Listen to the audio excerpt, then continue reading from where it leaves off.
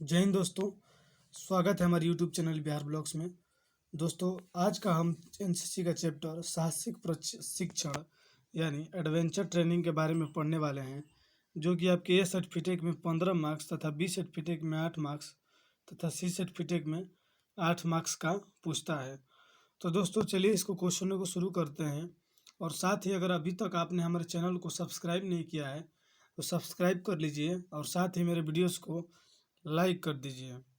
तो दोस्तों, इसमें पहला क्वेश्चन दिया है कि साहसिक प्रशिक्षण का उद्देश्य क्या है, यानी साहसिक प्रशिक्षण से कैडेटों का क्या लाभ होता है। तो दोस्तों, इसमें पहला जो उद्देश्य है, साहसिक क्रियाकलाप के प्रति जागृति पैदा करना।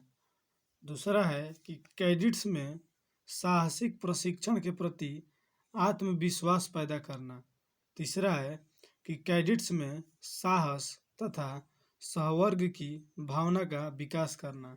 और चौथा है कैडेट्स में लक्ष्य प्राप्त करने हेतु जोखिम उठाने की क्षमता का विकास करना।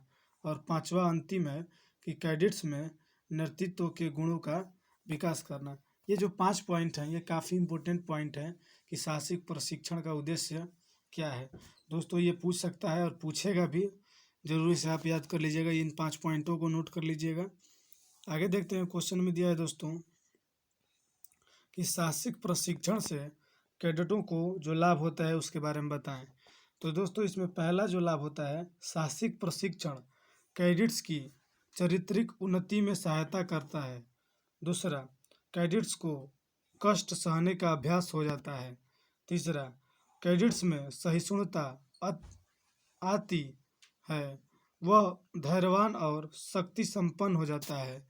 यानी साहसिक प्रशिक्षण के दौरान कैडेट्स में सहिष्णुता आती है और वह धैर्यवान शक्तिवान और संपन्न हो जाता है। आगे देखते हैं, चौथा दिया है कि उसके हृदय में संकुचित विचारधारा नष्ट हो जाती है। और पांचवा जो अंतिम पॉइंट है, स्नेह, मातृत्व व उदारता की भावना का विकास तथा विचारों का दृढ़ता आती है।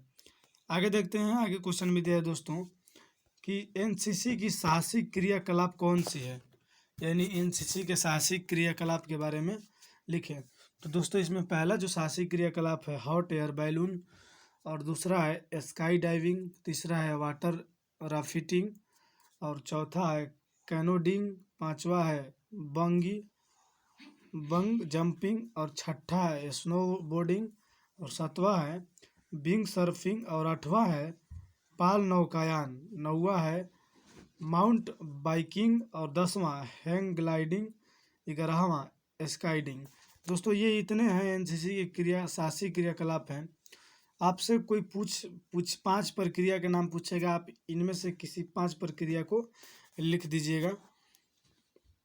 आगे देखते हैं दोस्तों, आगे क्वेश्चन में दिया है कि यूनिट स्तर पर मुख्यतः कौन सी साहसिक क्रियाकलाप आयोजित किए जाते हैं।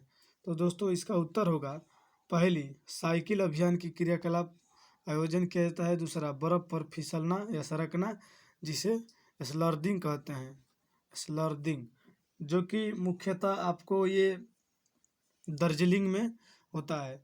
और तीसरा जो है स्थानीय हाइकिंग ट्रैकिंग। आगे देखते हैं, क्वेश्चन जो दोस्तों दिया है कि एनसीसी कैडेट को मुख्यतः कौन कौन साहसिक क्रियाकलाप में भाग लेना चाहिए।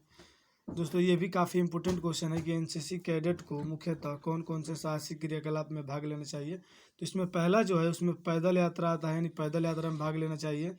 दूसरा है कि साइकिल मोटरसाइकिल अभियान। तीसरा, पर्वतारोहण। चौथा, चट्टानों पर चढ़ना। और पांचवा, एडवेंचर कोर्स आदि में एनसीसी को कैडेट को भाग लेना चाहिए। इन पॉइंटों को आप नोट कर लीजिएगा, 5 पॉइंट है, ये पूछ सकता है आपसे। आगे देखते हैं दोस्तों, क्वेश्चन में दिया है कि साइकिल एक्सपेंडिशन का उद्देश्य क्या है। साइकिल एक्सपेंडिशन का उद्देश्य क्या है।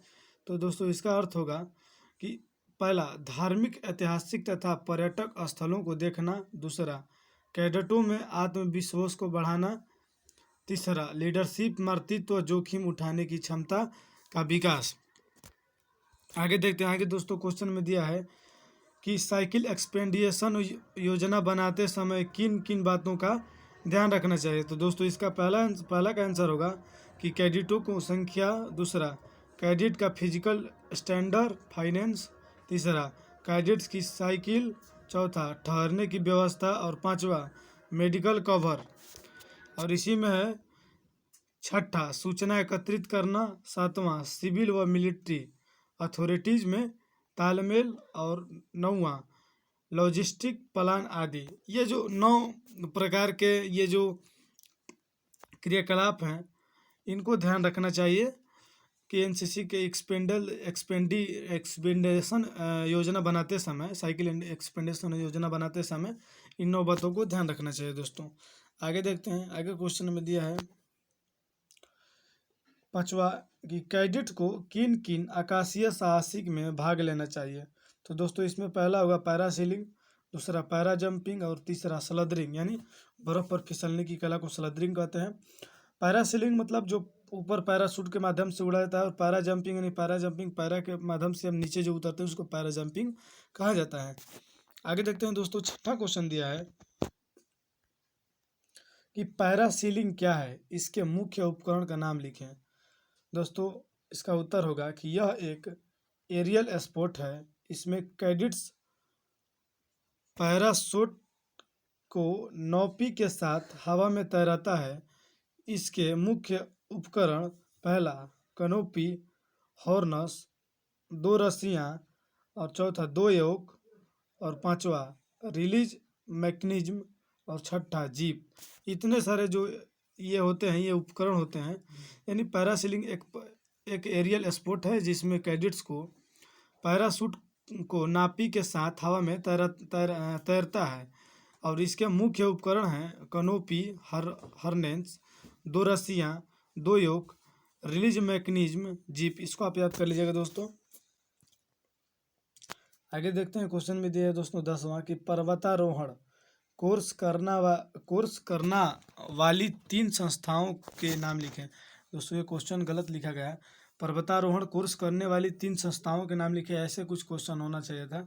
इसमें पहला जो होगा कि HMI दार्जिलिंग जो कि पश्चिम बंगाल में स्थित है, दूसरा है NIM उत्तरकाशी जो कि उत्तराखंड में स्थित है, और तीसरा जो है MAS मनाली जो हिमाचल प्रदेश में स्थित है। यह पर्वतारोहण कोर्स करने वाली 3 संस्थाएं हैं जहां पे आप जाके घूम सकते हैं। आगे देखते हैं दोस्तों, क्वेश्चन में दिया है कि रिक्त स्थानों की पूर्ति करें। तो दोस्तों इसमें पहला होगा पैरा जंपिंग की सुविधाएं खाली स्थान शहर में, यानी आगरा शहर में पैरा जंपिंग की सुविधाएं हैं। दूसरा हिमालयन माउंटेनियरिंग और इंस्टीट्यूट दार्जिलिंग में स्थित है। आगे देखते हैं दोस्तों, क्वेश्चन में दिया है तीसरा जो है स्लर्डिंग से तात्पर्य, यानी स्लर्डिंग से तात्पर्य, अभी मैंने आपको ऊपर बताया था कि स्लर्डिंग क्या होता है। तो दोस्तों स्लर्डिंग से तात्पर्य ये है सरकना या फिसलना, जिसे यानी बर्फ में फिसलने की कला को स्लर्डिंग कहते हैं। आगे देखते हैं, चौथा क्वेश्चन दिया कि पैरासीलिंग खाली स्थान स्पोर्ट है। तो दोस्तों इसका आंसर होगा कि पैरासीलिंग एक एरियल स्पोर्ट है। आगे देखते हैं दोस्तों, क्वेश्चन दिया है कि जोड़ी मिलाएं। तो दोस्तों पहला जो होगा ट्रैकिंग कैंप, यानी ट्रैकिंग कैंप, इसका आंसर होगा पहला का ई, यानी पैदल यात्रा, ट्रैकिंग कैंप पैदल यात्रा। और दूसरा है दोस्तों पर्वतारोहण, दूसरा का डी होगा HMI दार्जिलिंग जो कि पर्वतारोहण एक पर्वतारोहण का केंद्र है। तीसरा है पैरासीलिंग, तो तीसरा का आंसर होगा दोस्तों ये जंपिंग। और चौथा है RDC, तो चौथा का दोस्तों आंसर होगा दिल्ली, यानी RDC एक परेड है जिसे रिपब्लिक डे परेड कहा जाता है। ये RDC परेड दिल्ली में होता है। और पांचवा है कि YEP का full form youth exchange programme होता है, इसी को अब इसने लिखा है। तो दोस्तों आज का क्वेश्चन इतना ही रहा, और फिर से मिलते हैं नेक्स्ट वीडियो में। तब तक के लिए जय हिंद दोस्तों। इसके साथ आपको ये बता देना चाहते हैं कि दोस्तों आप मेरे चैनल को सब्सक्राइब जरूर कर दें और साथ ही मेरे वीडियोस को लाइक भी कर दें।